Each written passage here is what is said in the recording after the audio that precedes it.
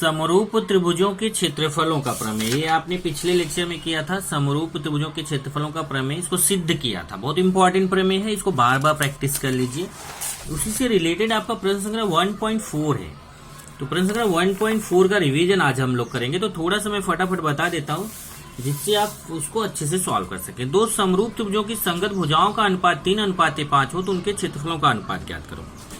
तो हम यहाँ पे दो त्रिभुज है, तो एक त्रिभुज को एबीसी मान लिए, दूसरे को पीक्यूआर। आप चाहें तो कोई दूसरा नाम दे सकते हैं। तो त्रिभुज एबीसी मान लेते हैं छोटा त्रिभुज और त्रिभुज पीक्यूआर बड़ा त्रिभुज है। इसका मतलब देखो यहाँ अब छोटे त्रिभुज का अनुपात 3 है, बड़े त्रिभुज का अनुपात 5 है। तो ये छोटे वाले त्रिभुज एबीसी का अनुपात 3 हो गया, बड़े वाले त्रिभुज पीक्यूआर का अनुपात 5 हो गया। माना समान गुणज एक्स है, क्योंकि अनुपात को हटाने के लिए समान गुणज मानते हैं। ओके, तो माना समान गुणज एक्स है, तो त्रिभुज एबीसी का जो क्षेत्रफल हो जाएगा, एरिया त्रिभुज एबीसी 3x हो जाएगा और एरिया त्रिभुज पीक्यूआर 5x हो जाएगा। इधर देखिए माना एबी तथा पीक्यू के अनुपातों का समान, मतलब इसकी जो भुजाएं हैं, त्रिभुज एबीसी की भुजा एबी और त्रिभुज पीक्यूआर की भुजा, क्योंकि यहाँ की भुजाओं का अनुपात दिया, क्षेत्रफलों का नहीं दिया। बस देख लीजिए जरा, समरूप त्रिभुजों की संगत भुजाओं का अनुपात दिया है। तो मान लेते हैं त्रिभुज एबीसी की भुजा एबी और त्रिभुज पीक्यूआर की भुजा पीक्यू। अब आप बोलो एबी और पीक्यू लेना, ऐसा नहीं है। अगर आप चाहे तो बीसी और क्यू आर लें, आप चाहे तो एसी और पी आर लें, आपके ऊपर है। तो यहाँ पे मान लेते हैं कि त्रिभुज एबीसी की भुजा एबी का अनुपात 3 है और त्रिभुज पीक्यूआर की भुजा पीक्यू का अनुपात 5 है। तो फिर यहाँ पे माना समान गुणज एक्स है, समान गुणज एक्स है, तो एबी का मान 3x हो जाएगा और पीक्यू का मान 5x हो जाएगा। अब हमें इनके क्षेत्रफलों का अनुपात निकालना है। तो इसका मतलब एरिया त्रिभुज एबीसी बटे एरिया त्रिभुज पीक्यूआर निकालना है। त्रिभुज एबीसी का क्षेत्रफल बटे त्रिभुज पीक्यूआर का क्षेत्रफल। तो क्या हो जाएगा, त्रिभुजों के क्षेत्रफलों के समरूप त्रिभुजों के क्षेत्रफलों के प्रमेय से। यहाँ लिखा नहीं है, यहाँ आपको लिखना चाहिए। यहाँ मैं लिखता हूं, समरूप त्रिभुजों के क्षेत्रफलों के प्रमेय से। ये आपको कारण लिखना जरूरी है, ध्यान रखिए, कारण आपको लिखना ही है। अब क्या होता है, एरिया त्रिभुज एबीसी बटे एरिया त्रिभुज पीक्यूआर बराबर AB स्क्वायर बटे PQ स्क्वायर। क्या सूत्र है कि दो समरूप त्रिभुजों के क्षेत्रफलों का अनुपात उनकी संगत भुजाओं के वर्गों के अनुपात के बराबर होता है। मतलब AB स्क्वायर बटे PQ स्क्वायर। अब AB का मान कितना है 3x, उसके ऊपर स्क्वायर। PQ का मान कितना है 5x, उसके ऊपर स्क्वायर। 3 का स्क्वायर 9, x का स्क्वायर x स्क्वायर, 5 का स्क्वायर 25, x का स्क्वायर x स्क्वायर। अब यहाँ से देखो x स्क्वायर कट जाएगा तो 9/25 आ जाएगा। इसका मतलब एरिया त्रिभुज एबीसी बटे एरिया त्रिभुज पीक्यू आर का मान कितना आ गया 9/25, जिसको हम लिख सकते हैं अनुपात के रूप में 9:25। दूसरा देखेंगे, त्रिभुज एबीसी समरूप है त्रिभुज पीक्यूआर के, एबी और पीक्यू का अनुपात दिया है तो निम्नलिखित रिक्त चौकटों को पूरा करो। तो सेम पहले क्वेश्चन जैसा है, लेकिन अब यहाँ बॉक्स टाइप का है तो हमें बॉक्स के हिसाब से चलना पड़ेगा। एरिया त्रिभुज एबीसी बटे एरिया त्रिभुज पीक्यूआर बराबर क्या होगा, AB स्क्वायर बटे PQ स्क्वायर।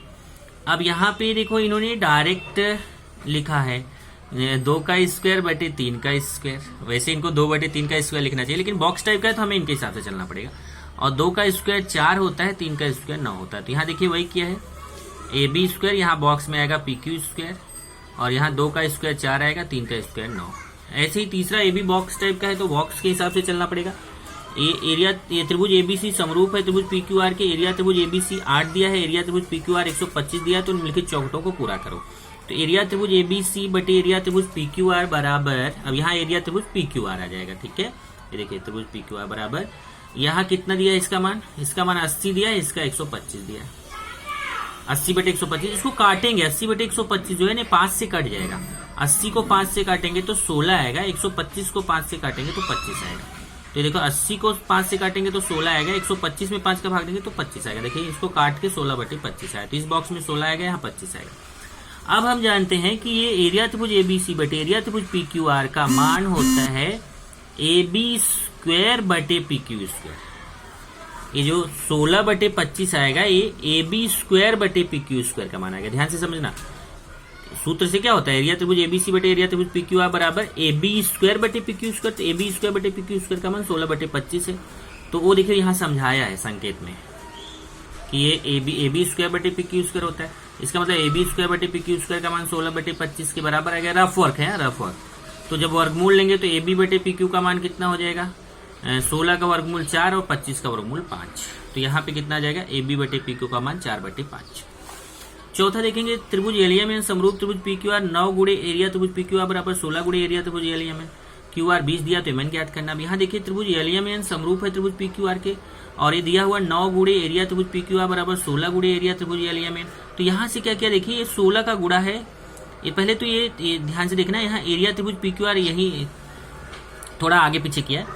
ये इधर देखिए, ये संख्या को एक तरफ लेना है और त्रिभुज को एक तरफ, ध्यान से समझना, यही लाइन सबसे इंपॉर्टेंट है। तो हम क्या करें, यहाँ 16 पहले से ही है और 9 उधर जाएगा, अब तो घोड़ा में है ना, उधर जाके बटे में चला जाएगा, 16/9 हो जाएगा। इधर देखिए, नहीं इसने उल्टा किया है, एरिया त्रिभुज एलियम है ना, इसको उधर लेके गया, ध्यान से समझना, एरिया त्रिभुज पी क्यू आर उधर ले गया, तो एरिया त्रिभुज एलियम है, ये उधर जाएगा तो बटे में जाएगा, क्योंकि यहाँ गुड़े में है, उधर जाएगा भाग में, तो एरिया त्रिभुज एलियम बटे हो जाएगा एरिया त्रिभुज पी क्यू आर।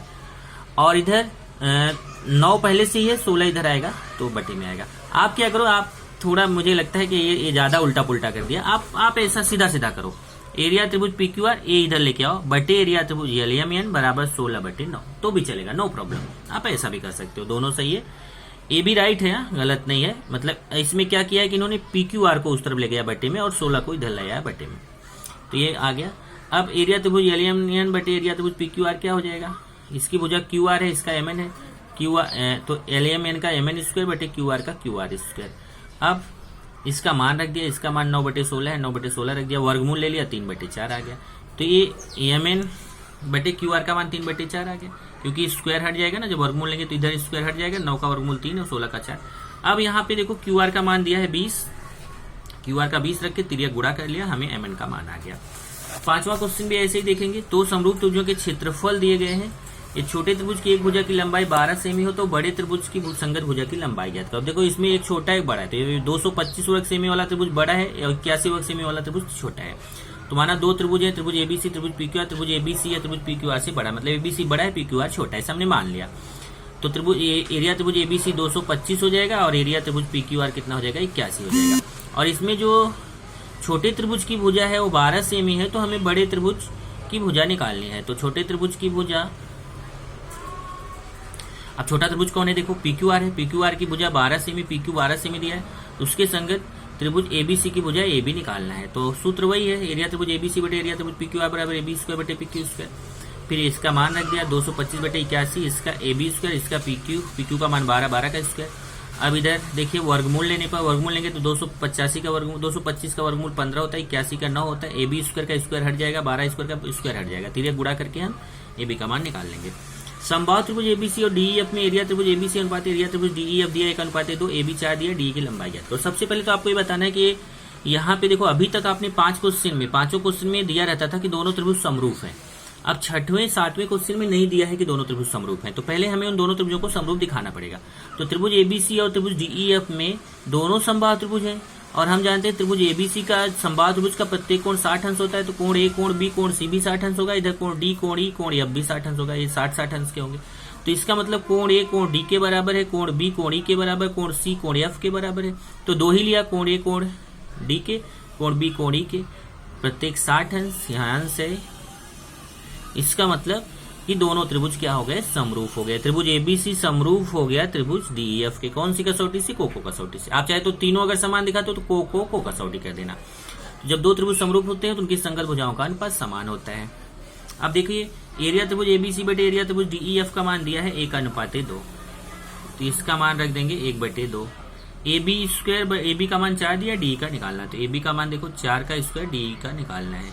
तिरिया गुणा किया, डी स्क्वायर बराबर इधर 4 का स्क्वायर 16 दूना 32 हो जाएगा, और फिर 32 का वर्गमूल निकालेंगे तो 4 करनी में 2 आएगा। लास्ट क्वेश्चन है 7वें क्वेश्चन को अगर आप देखोगे तो इसमें देखो ये PQ जो है, PQ समांतर है DE के। अब PQ DE के समांतर है, एरिया त्रिभुज PQF, एरिया त्रिभुज PQF 20 वर्ग इकाई दिया है, PF बराबर DP दिया है, PF बराबर 2DP दिया है। देखिए PF बराबर 2DP दिया है। तो एरिया चतुर्भुज DPQE ज्ञात करने के लिए निम्नलिखित विधि पूर्ण करो। ये जो चतुर्भुज बन रहा है ना, इधर देखिए DPQE चतुर्भुज, इसका क्षेत्रफल निकालने के लिए हमें ये बॉक्स पूरा करना है। तो बॉक्स टाइप का क्वेश्चन तो आप समझ ही रहे हो कैसे करते हैं, बस केवल इसको मैं समझा देता हूं आपको कि इसमें हो क्या रहा है। इसमें अगर आप देखोगे तो ये वाला जो त्रिभुज है APQ, इसका क्षेत्रफल हमें दिया हुआ है, देखो नहीं PQF का क्षेत्रफल है, देखो PQF का क्षेत्रफल हमें दिया है 20 वर्ग इकाई। ओके। और इसमें दिया है कि पी एफ बराबर 2dp है। तो अगर हम dp को x मान ले, देखो ये जो dp है इसको x मान ले, तो अगर dp को x मानेंगे तो पी एफ बराबर 2dp है, तो ये पी एफ हो जाएगा 2x।